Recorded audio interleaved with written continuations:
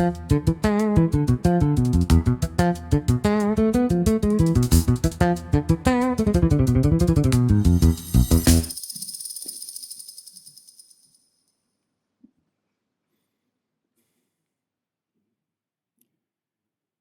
on parle de changement climatique, on entend souvent trois choses. C'est la faute des entreprises, c'est la faute du gouvernement, c'est la faute des consommateurs. C'est ce qu'on appelle communément le triangle de l'inaction. En réalité, il y a un dénominateur commun derrière ces trois entités. C'est l'humain.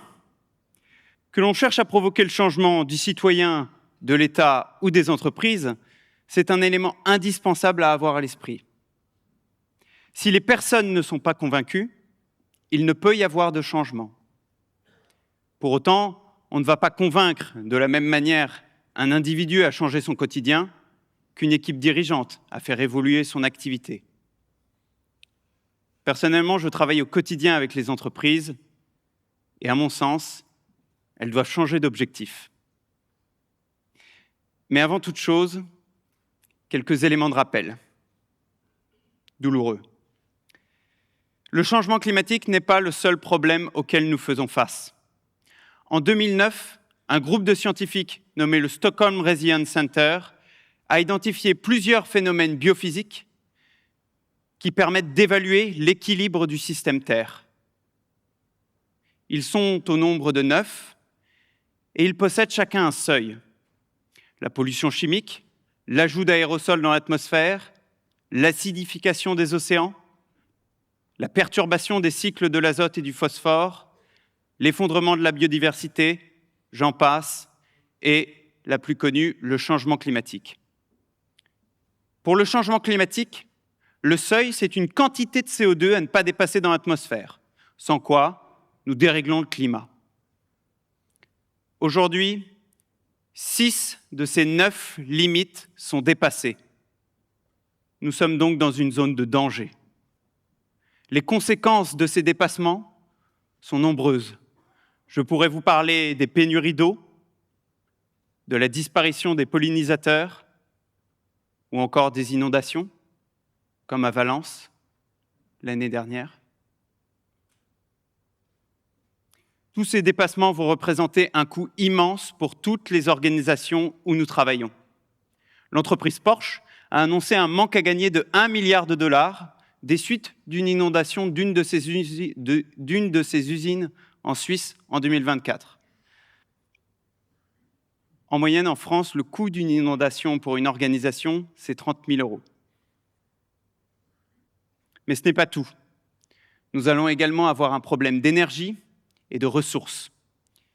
Il nous reste 16 ans de stock d'étain dans nos mines, 17 ans de chrome, 19 ans de zinc, 19 ans d'argent, 38 ans de cuivre, selon le Bureau de la recherche géologique et minière.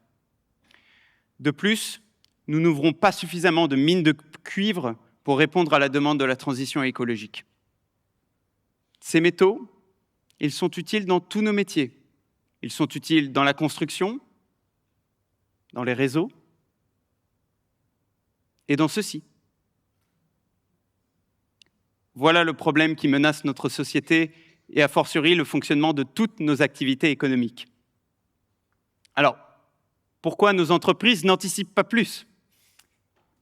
À mon sens, c'est une question de timing.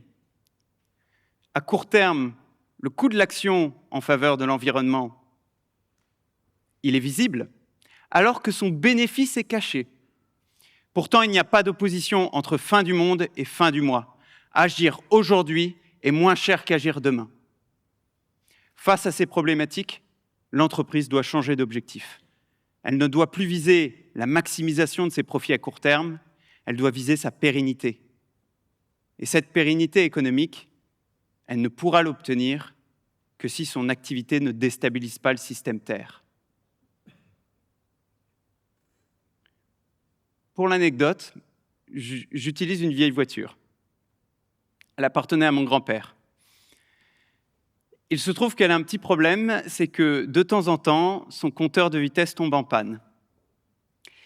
Et le plus souvent, quand j'arrive devant le fameux panneau vous entrez dans une zone de contrôle.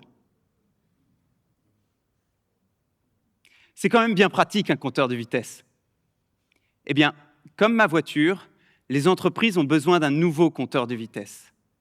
Un compteur qui rapporte à leur échelle les fameuses limites planétaires. Il se trouve que ce compteur de vitesse, il existe. Il s'appelle la triple comptabilité.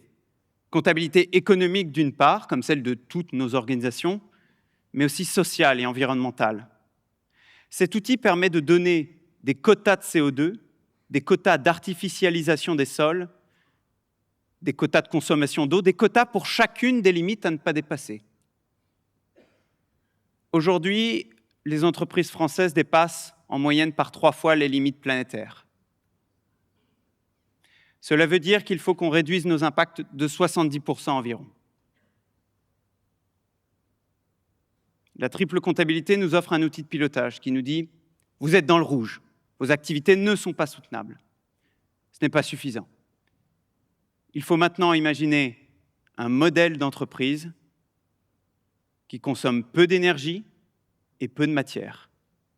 Comment faire mieux avec moins ?» Une démarche innovante prend justement cette phrase comme maxime.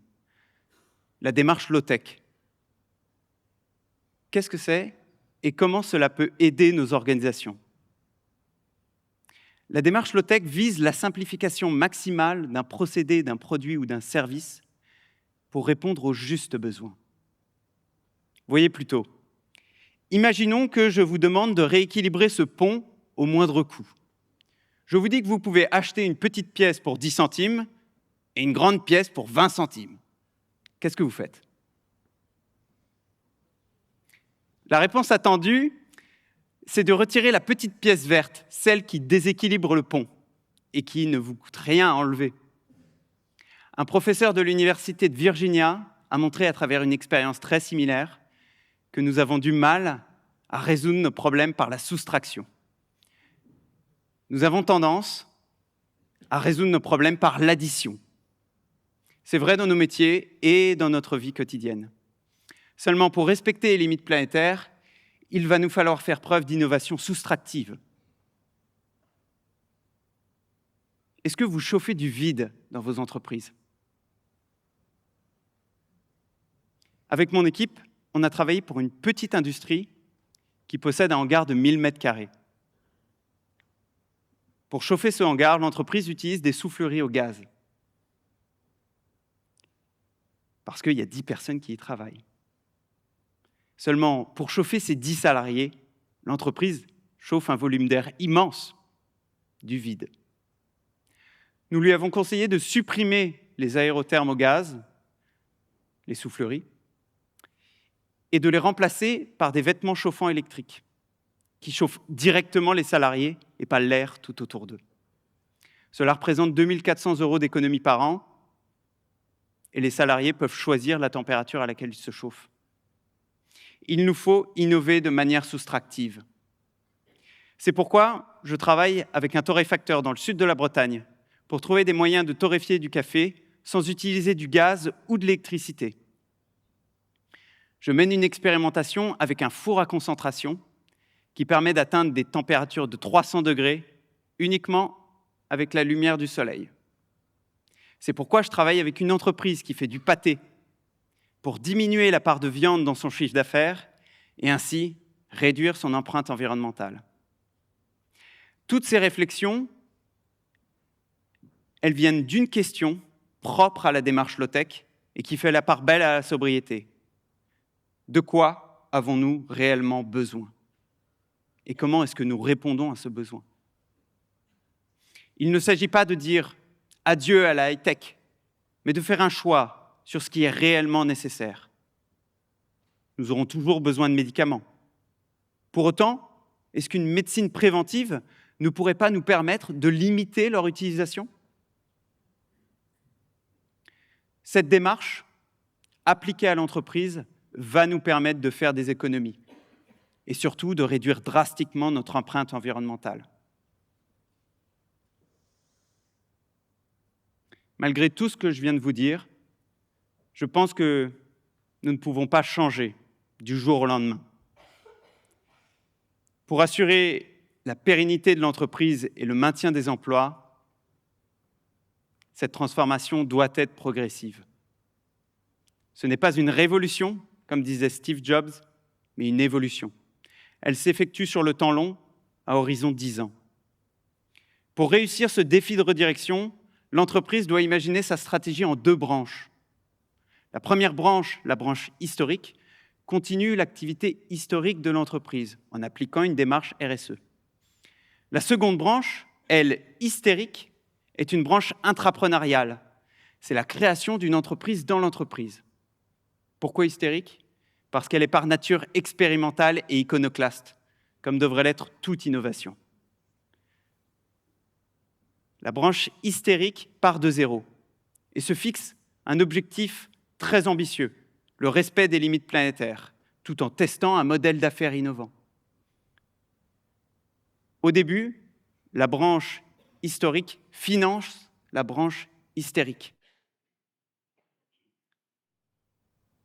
Progressivement, la branche hystérique grandit lorsqu'elle a trouvé son modèle économique viable. Et progressivement, les salariés passent d'une branche à l'autre grâce à de la formation.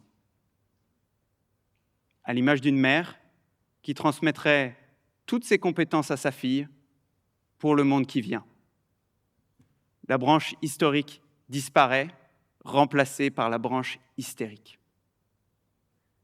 L'entreprise du futur se recentrera sur nos besoins fondamentaux pour assurer localement l'amélioration de notre confort et de notre souveraineté. Cette évolution, toutes les activités doivent l'envisager. Pas seulement les stations de ski ou les fabricants de piscines. Toutes nos activités doivent évoluer. Et tous nos métiers doivent évoluer également, du plombier à l'expert comptable. Je vous invite, vous qui m'écoutez encore pendant très peu de temps, à briser le triangle de l'inaction. J'invite les entrepreneurs et les salariés à travailler dès aujourd'hui sur cette nouvelle branche et à la développer sous le seuil des limites planétaires. J'invite les consommateurs à soutenir cette branche par leurs achats et j'invite les acteurs publics à aider ces innovations à l'échelle du territoire. Je ne peux pas vous dire à quoi ressembleront nos métiers demain, car tout est encore à imaginer.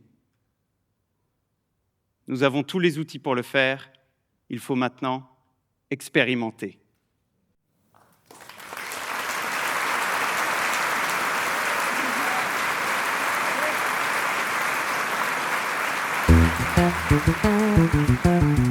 Thank you.